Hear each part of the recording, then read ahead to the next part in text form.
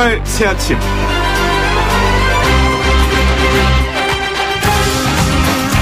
더불어민주당과 자유한국당이 드디어 조국 인사청문회 일정에 합의했습니다. 국회 청문회 없이 임명을 강행한다면 대통령, 국회 모두에게 상당히 부담이 되었을 텐데 그나마 다행이죠.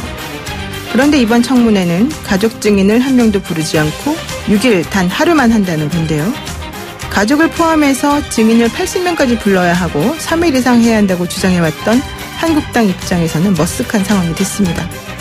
청문회를 꼭 해야 한다며 중재안까지 냈던 바른미래당은 오히려 아예 청문회에 참석하지 않고 조국 특검을 발의하겠다며 나섰습니다. 당의 존재감에 상처를 입어서일까요?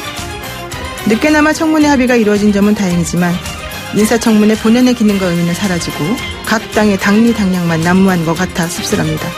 YTN 라디오 노영의 출발 새 아침 지금부터 시작합니다.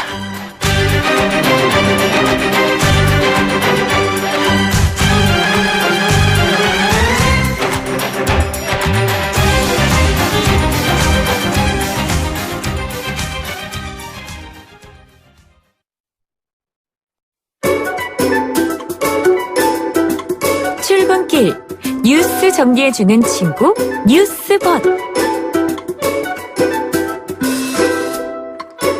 벌써 목요일인데요. 너무너무 지칠 때쯤 뉴스벗이 우리에게 시원한 한 줄기 소나기가 됐으면 좋겠습니다. 하지만 쓴소리도 너무 잘합니다. 이종훈 시사평론가 함께합니다. 안녕하세요. 네, 요즘엔 늘 쓴소리만 하는 것 같아서 좀 부담스럽네요. 네. 조국 후보자 인사청문회 열린다고는 하는데 한국당 반발이 만만치가 않습니다. 네, 그렇습니다. 어저께 더불어민주당 이인영 원내대표와 자유한국당 나경원 원내대표가 오후에 만나서 이 인사청문회 내일 열기로 일단 합의를 했죠. 근데 가족 증인 없이 이렇게 이제 합의를 한 것이 지금 논란이 좀 되고 있는 겁니다. 자유한국당 내에서는 굉장히 반발이 거셉니다. 나경원 원내대표가 백기투항했다. 쇼에 왜 판을 깔아두려고 하느냐. 책임지고 사퇴해라. 사퇴론까지 지금 나오고 있고, 바른미래당 오신환 원내대표는 들러리 서지 않겠다라면서 불참 선언을 지금 한 상태입니다. 오늘 국회 법제사법위원회에서 개최 의결을 재시도를 하는데 역시 증인 참고인 문제가 또다시 논란이 될 것이다. 이런 관측이고요.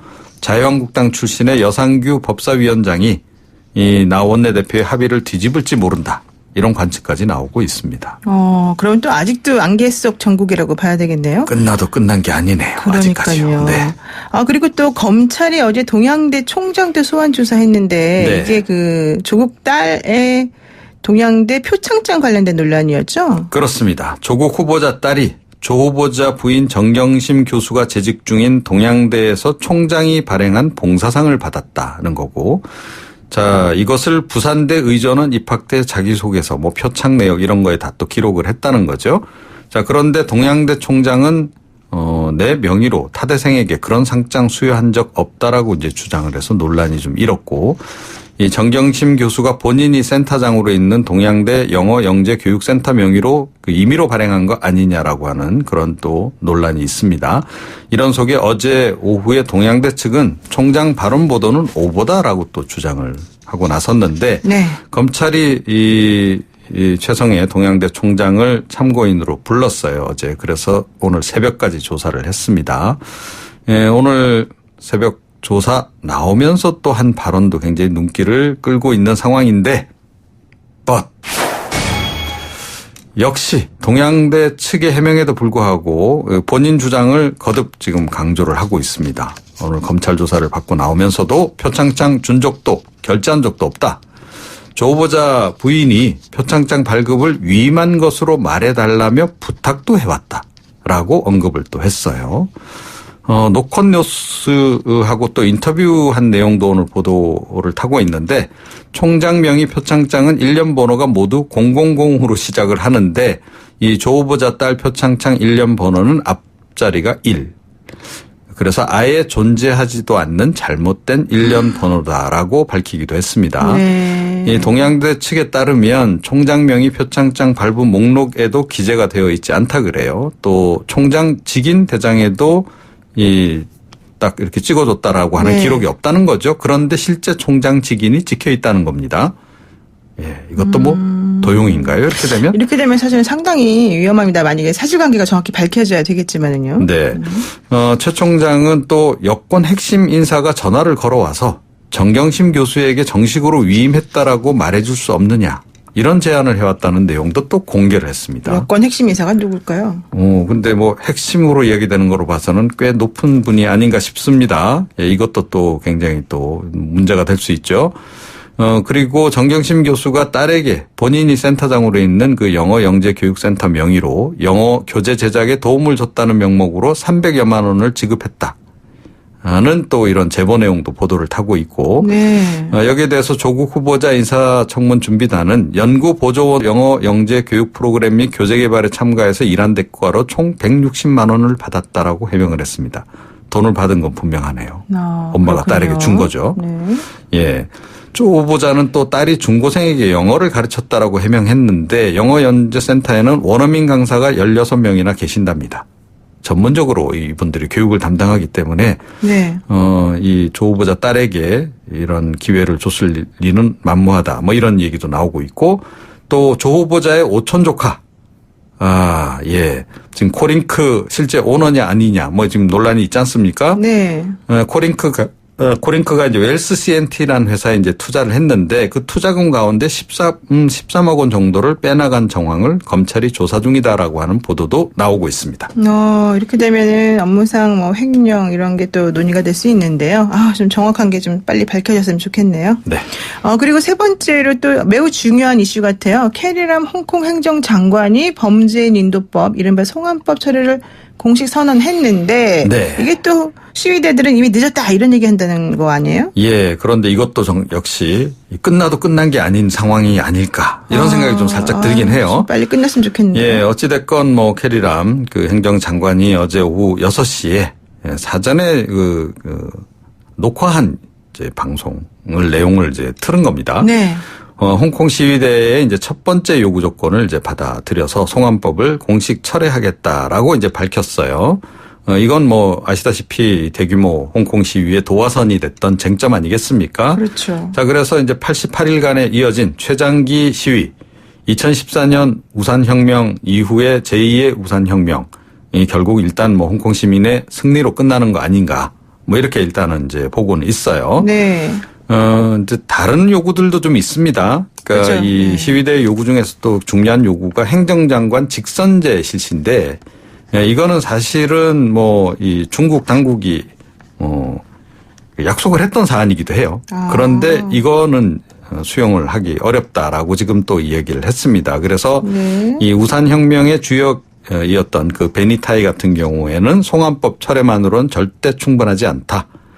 정부는 8월 31일 결정을 철회해서 보통선거를 수용해야 할 것이다라고 요구를 하고 있습니다. 네. 그러니까 이분들은 행정장관 직선제 반드시 관철시켜야 된다 이번에 이렇게 지금 생각을 하는 것 같고 중국 당국은 그거는 허용할 수 없다.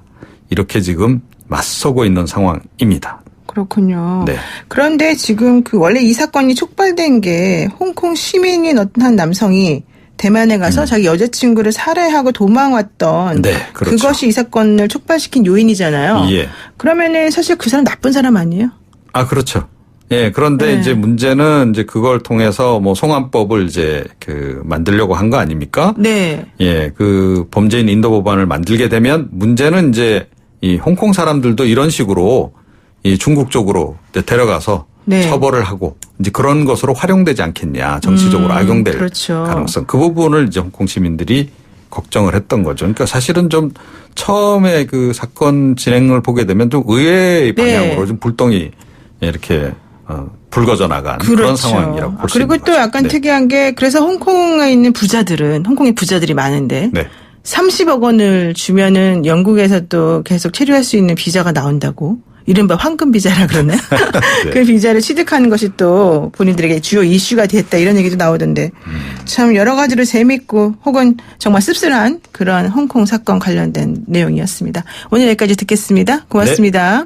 지금까지 이종훈 시사평론가와 함께했습니다. 아침을 시작하는 슬기로운 방법. 오늘 내게 이로운 뉴스. 노영희의 출발 새 아침 슬기로운 인터뷰. 여야 원내대표가 어제 극적으로 청문회 일정에 합의를 했습니다. 오늘 하루 준비를 해서 내일 청문회가 진행된다는 건데요.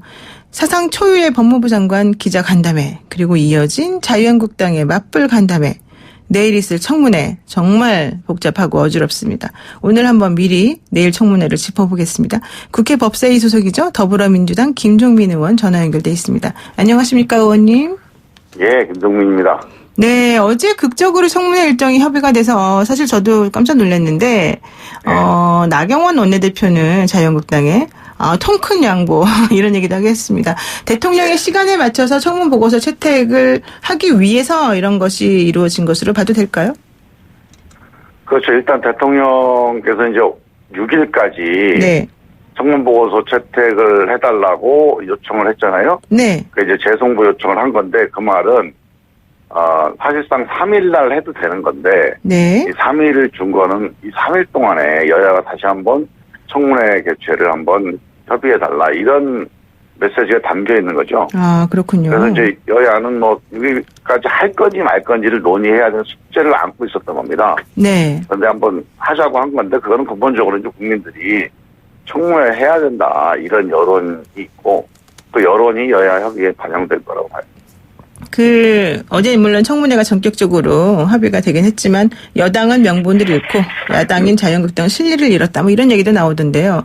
어제 저희하고 인터뷰를 하셨던 그 자유한국당의 유기준 의원이 조국 후보자 임명이 되더라도 해임 결연을 제출하겠다 이런 얘기를 하기도 했어요. 그러면 보고서 채택 없이 임명을 강행하게 된다면 뭐 청문회가 있었다 하더라도 여당 입장에서도 상당히 부담스러울 것 같은데요. 근데요, 이제 해임 건의안이든지 특검이든지 정치적 의회의 결정이라고 하는 건 정치적인 행위 아닙니까? 네. 뭐 법에 나와 있는 게 아니고, 그러니까 당연히 해야 될 게 아니라 정치적 결정이에요. 정치적 결정의 핵심은 민심이에요. 민심이요? 행정과 민심은 네. 다른 건 행정은 법대로 하는 거고, 정치는 민심대로 하는 겁니다.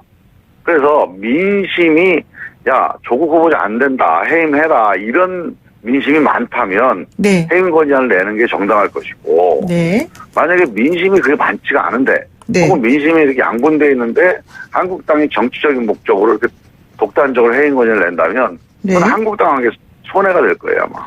그런데 지금 민심 얘기를 하셔서 제가 깜짝 질문을 드리면 그동안의 여론조사 결과들 여러 가지 여론조사가 있었습니다. 여론조사 결과나 이제 얘기들 나오는 것이 오히려 그 조국 후보자의 법무부 장관 임명을 반대하는 쪽의 의견들이 좀 더 많은 거 아닙니까? 전체적으로 이제 수치는 많은데요. 네. 지금 문제는 그동안에 이게 원래 찬성이 높았다가 반대가 많아진 이유가 있지 않습니까? 네.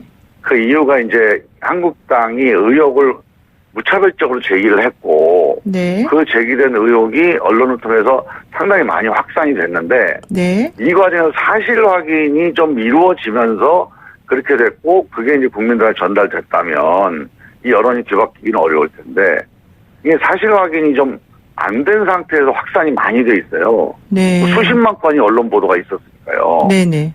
그래서 이게 사실인지 아닌지를 한번 따져보는 과정을 거치고 있습니다, 지금.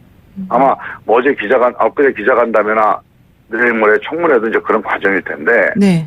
이런 과정을 거치면서 여론이라는 게 또 민심이라는 게 다시 한번 좀 정리정돈되는 기회를 갖는 거거든요. 그 과정에서 좀 조정되고 있다고 봅니다. 아, 조정이 되고 있는 중이다. 이렇게 보신다는 건데. 사실 청문회 개최 여부가 불투명한 상황에서 혹은 무산됐다라고 생각되던 시점에 조국 후보자가 기자간담회를 열면서 조금 국면이 전환되고 여당에게 유리하게 된 거 아니냐 이런 분석도 있습니다.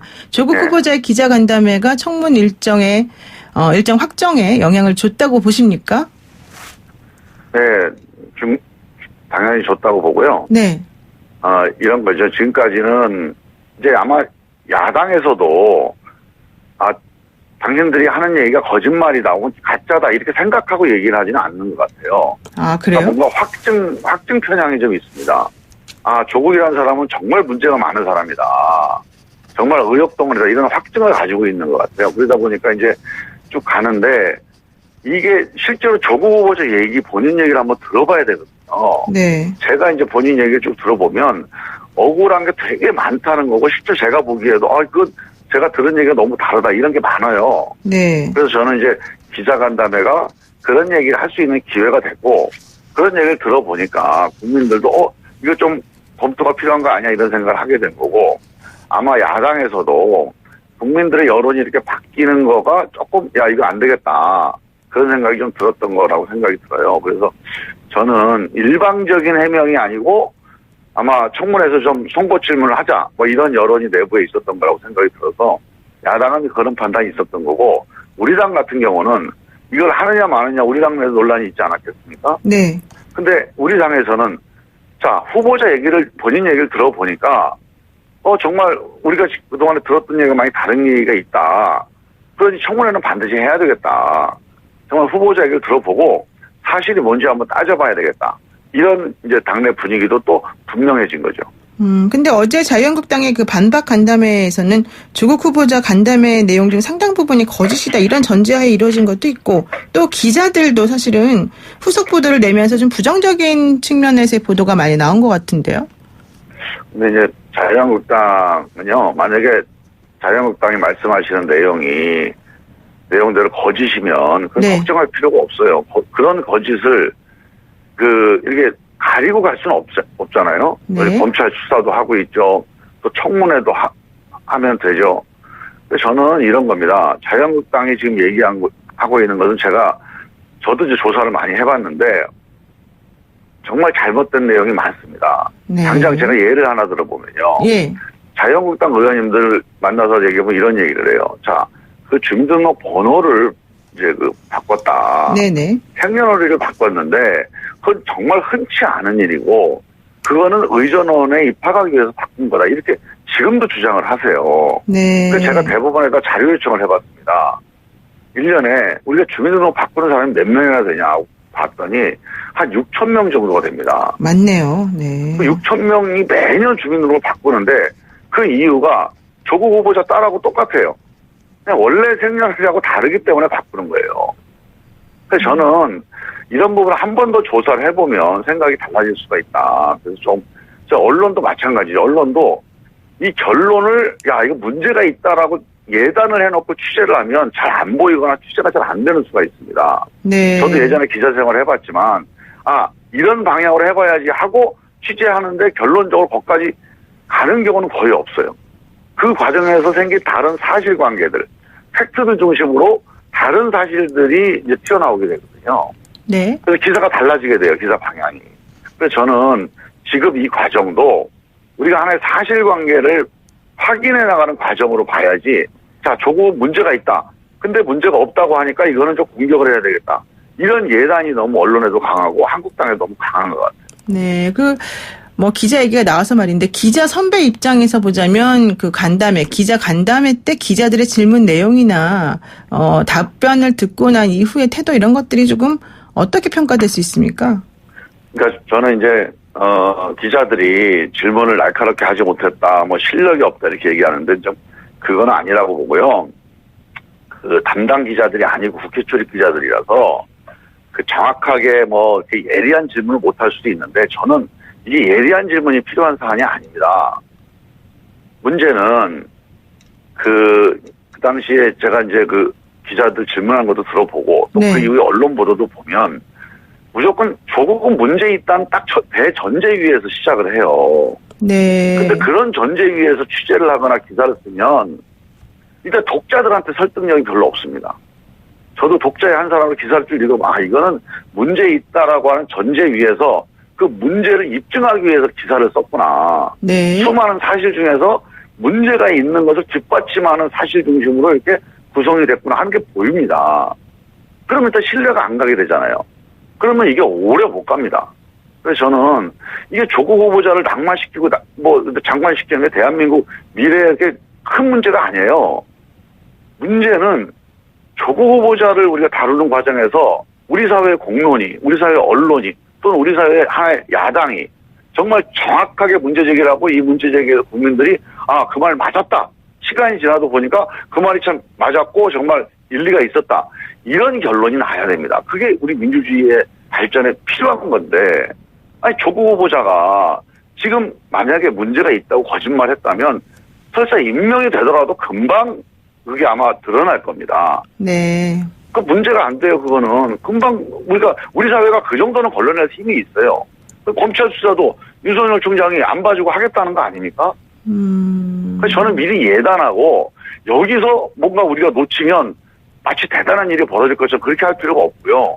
지금은 냉정하게 정말 사실인지 아닌지를 하나하나씩 추적해 나가면서 쌓아 나가다 보면 그 벽돌 하나하나 쌓아 나가다 보면 집이 만들어지는 건데 굳이 어떤 집을 만들겠다고 의도적으로 이렇게 방향을 몰고 갈 필요는 없다. 네. 야당한테도 부탁드리고 싶은 게 정말 이 조국 후보자를 낙마시켜야 되는 목적이 아니고 지금 조국 후보자 제기한 그런 문제의 사실이 뭔지를 정말 좀 집요하게 취재하고 조사해서 청문회에 임했으면 좋겠다는 부탁을 드립니다. 그러니까 미리 예단하지 말고 청문회를 통해서 확인한 다음에 다시 한번 얘기해보자 뭐 이런 취지이신 것 같은데요. 그렇죠. 본인한테 확인하는 과정이고요. 그 전에라도 그 관련자들한테 좀 추가 확인을 해보면 다른 얘기가 들릴 수 있어요. 네. 그런데 사실 간담회 하면서 계속 모른다라는 대답을 되게 많이 하셨기 때문에 이번 청문회에서 질문에도 역시 모른다 이렇게 일관하지 않을까요? 저는요, 그것도 좀 답답한데요. 저도 봤습니다, 청문회를. 네. 그런데 제가 본 건 이래요. 조국 후보자가 아는 건 안다고 얘기했고 아닌 건 아니라고 얘기했고 모르는 건 모른다고 얘기한 겁니다. 그런데 그 모른다는 말만 한 걸 가지고 뭐 모른다는 말을 50번 했다 이렇게 네. 쓰더라고요. 그런데 그 11시간에 또 얘기 중에 50번을 모른다고 얘기할 게 없겠습니까 설마? 그 수백 번의 질문이 나왔는데 그 과정에서 모른다고 얘기할 게 없을 수가 없죠. 당연히 있을 수 있죠. 네. 그래서 모른다는 것 자체는 문제가 안 돼요.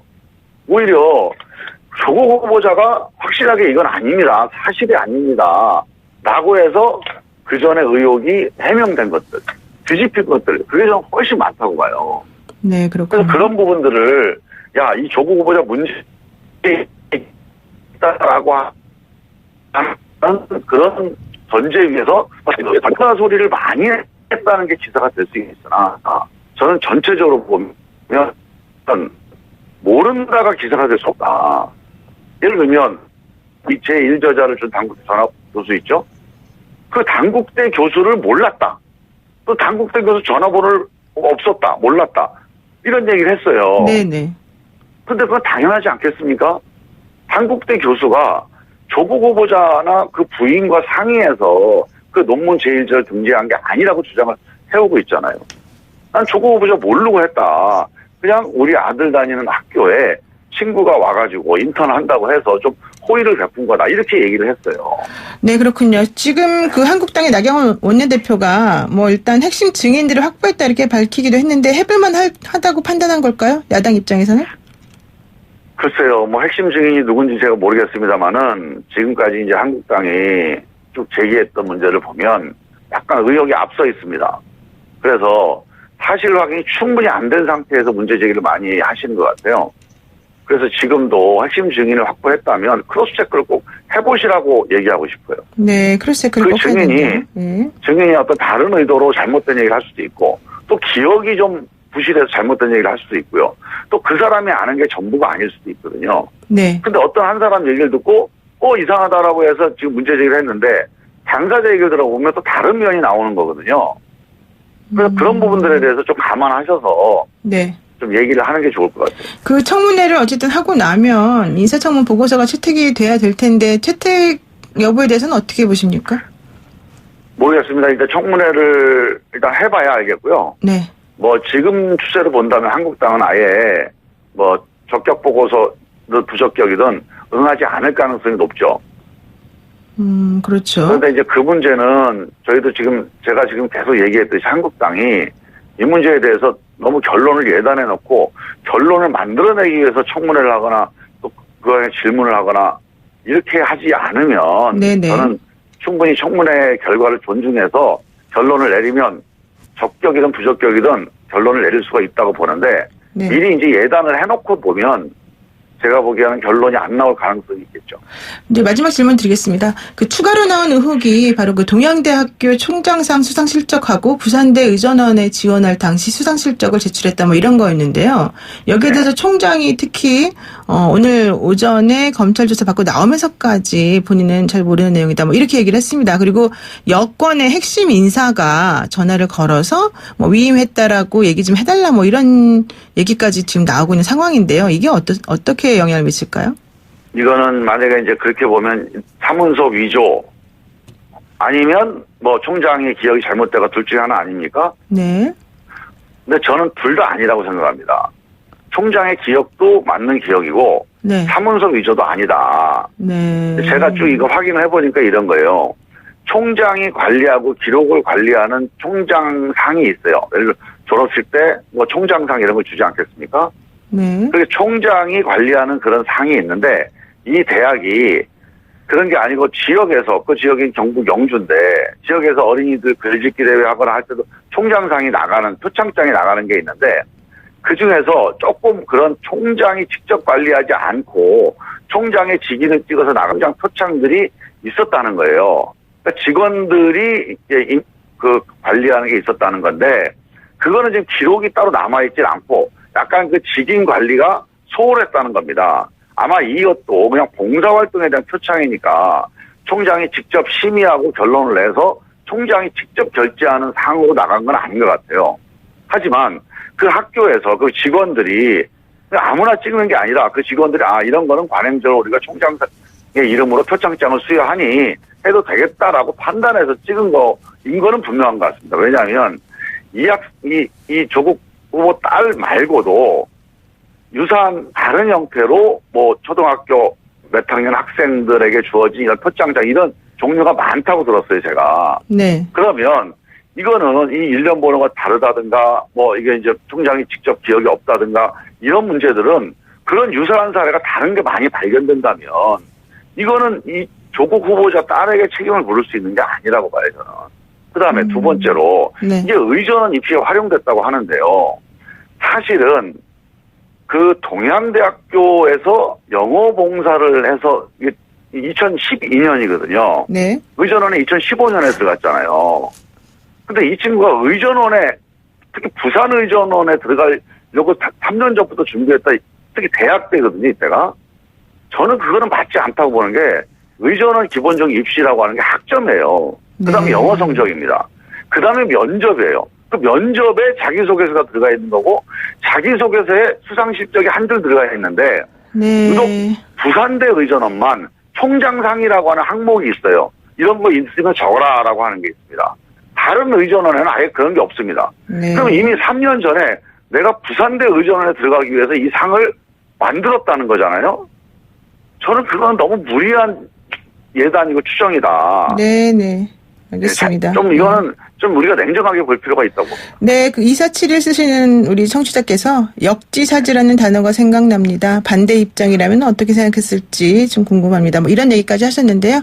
알겠습니다. 오늘 말씀 여기까지 듣겠습니다. 고맙습니다. 예. 네, 지금까지 더불어민주당 김정민 의원과 함께했습니다. 노영의 출발새 아침 잠시 후 2부에서는요. 우리 사회가 함께 생각해봐야 될 문제, 미성년자 성범죄 사건 같이 고민해 보도록 하겠습니다.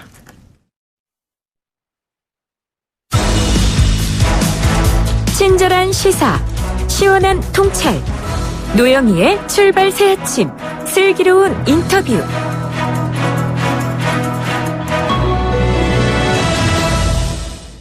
미성년자인 친딸을 7년간 상습적으로 성폭행해온 인면수심의 아버지, 초등학생 1명을 상습적으로 성폭행했던 중고생 11명과 성인 남성 2명, 미성년자 의붓딸을 성추행한 것도 모자라서 본인의 범행을 숨기고자 살인까지 저지른 의붓아버지, 모두 최근에 벌어졌던 아동 청소년 성범죄 사건입니다.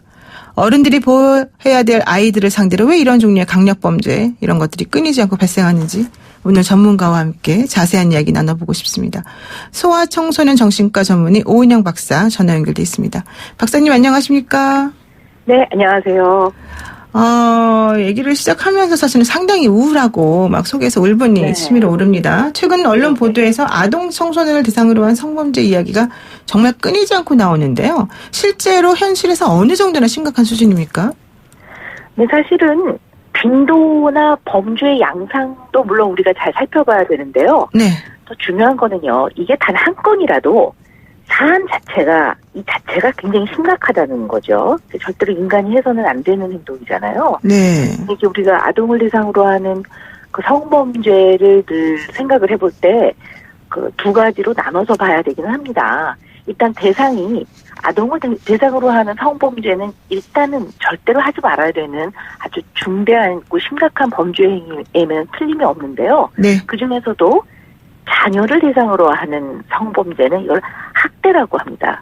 그리고 자녀가 아닌 어린아이들을 대상으로 하는 성범죄 이렇게 좀 나눠서 생각을 해봐야 될 것 같습니다. 근데 최근의 조사에 의하면요.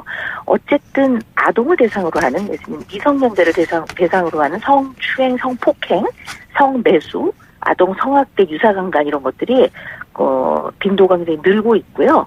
또 그 경로가 굉장히 다양하다는 거죠. 요즘에 우리가 접근할 수 있는 그 미디어, 매체나 이런 것들이 굉장히 다양해졌기 때문에 뭐 여러 가지 몰래 카메라 같은 뭐 카메라부터 시작해서 SNS, 메신저, 스마트폰 앱 같은 걸 통해서요. 이런 디지털을 통한 우리가 이제 시대가 바뀌는 것만큼 아이들에게 성범죄를 하는 유형과 경로가 굉장히 다양해져서 네. 굉장히 경각심을 가져야 될 거라고 생각을 합니다. 단 한 건이라도 사안 자체가 매우 심각하고 아동 대상 범죄가 빈도도 높고 경로도 다양해서 참 큰일이다 이런 얘기 하시고 계시는데 네. 자신의 친딸을 무려 7년 동안 상습적으로 성폭행하고 강제추행한 임면수심 아버지 얘기가 들어보니까 이 아이가 태어나서부터 12살이 될 때까지는 조부모랑 살다가 갑자기 아버지랑 살게 되었고 이러면서 네. 이제 이 사건이 시작이 된 것 같아요. 근데 아버지란 사람이 딸한테 했다는 말이 피해 사실을 조부모에게 떠벌리는 순간 할아버지, 할머니, 아빠 셋 다 그냥 말대로 자살해야 될 거다.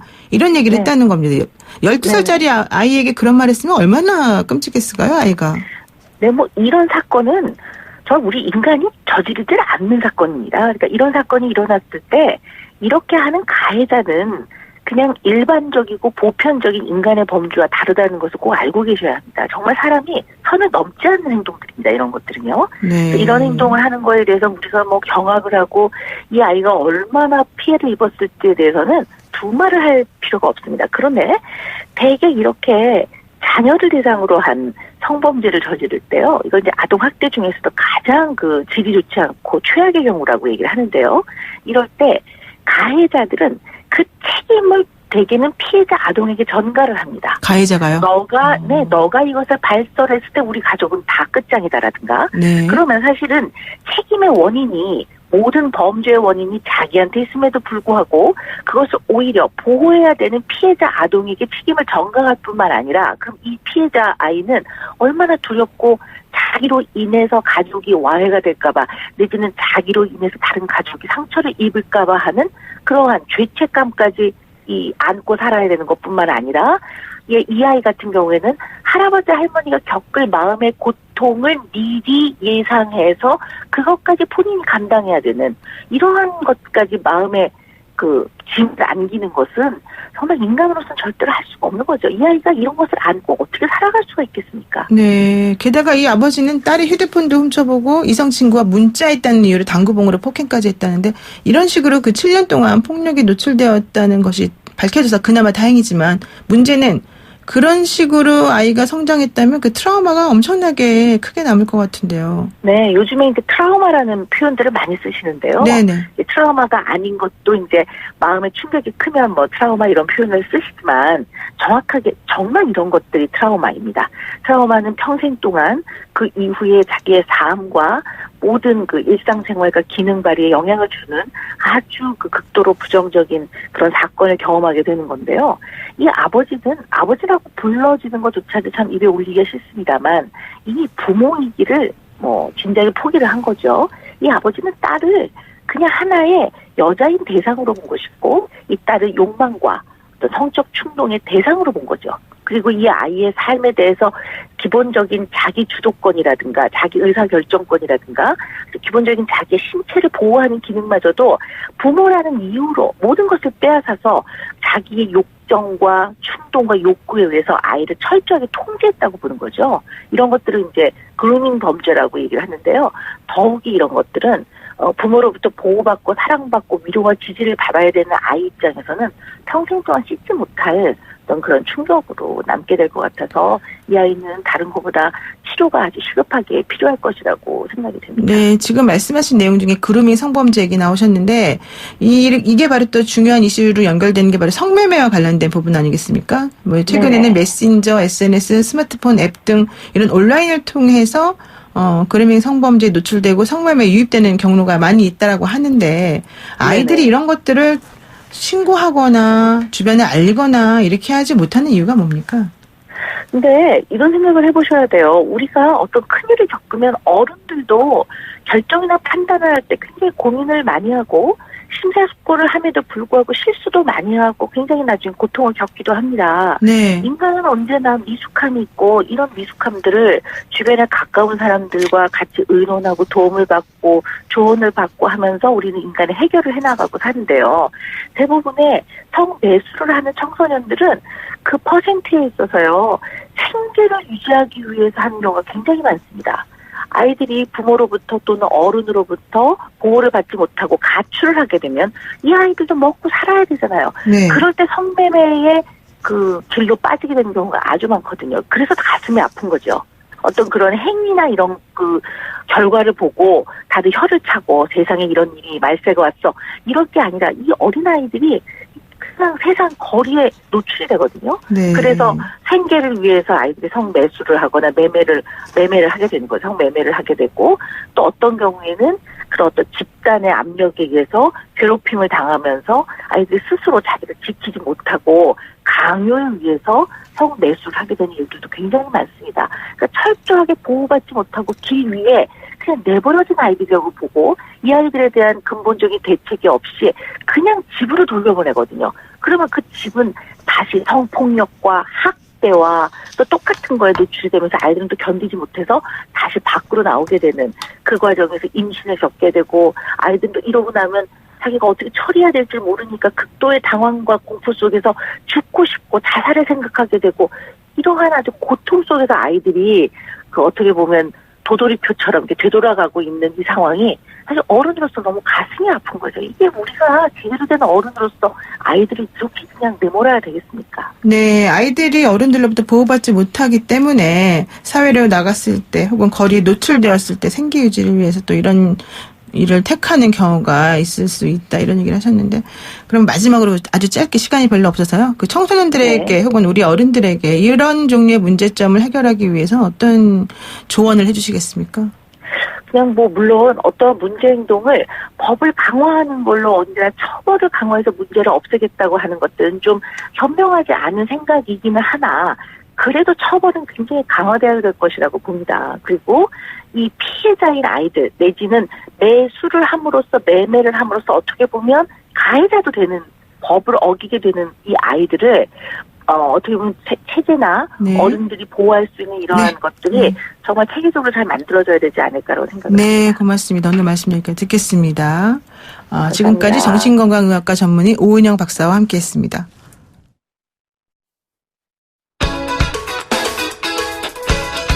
FM 94.5MHz YTN 라디오 노영의 출발새 아침. 잠시 후 3부에서는요. 청문회를 앞두고 조국 후보자를 둘러싼 민심의 동향. 여론조사 전문가죠. 배종찬 인사이트 K 연구소장과 함께 짚어보겠습니다. 8시 뉴스 들으시고요. 10분에 돌아오겠습니다.